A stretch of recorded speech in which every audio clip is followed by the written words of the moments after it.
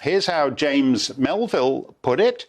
The last 2 years have seen the biggest transfer of wealth to the super rich in history.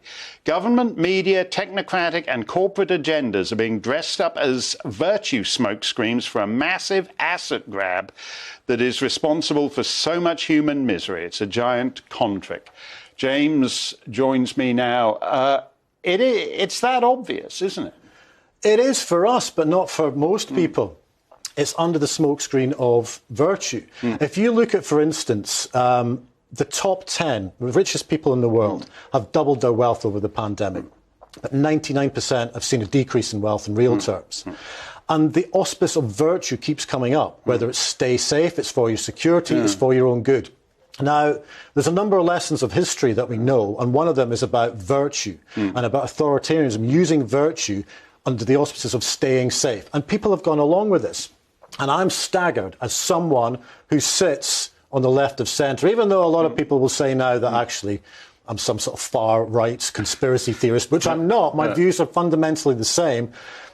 Most people are looking at this from the left, and they're getting hoodwinked by governments, by technocrats, and by a lot of the media into following this narrative.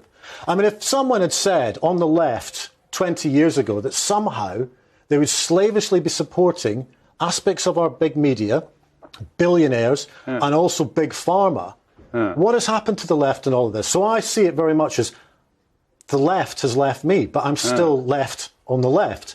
And I think we're in a situation where people are being bamboozled. I think it was Carl Sagan said the art of the bamboozle to get people on side. And so people are not really sure what is right and what is wrong, but the one thing they are following is narratives of virtue. Right. It's not. If you look at, for instance, the Great Reset, I mean, that's something that if you say the Great Reset, you're smeared as being a conspiracy theorist as well. The Great even though Klaus Schwab actually stands up at the G20 and announces it. Yeah, and Bill Gates as well. But if we go back a few years, they were talking about this. This is not just a random press release. It's not even smoke and mirrors. It's all out in the open. And so we need to move from this narrative that people are seen as conspiracy theorists for talking about stuff that's actually a conspiracy agenda. And it's under the auspices of virtue to get people on side, to do good, to be a good person. But actually what we need to do is take a step back from that and realise that it's a massive asset grab.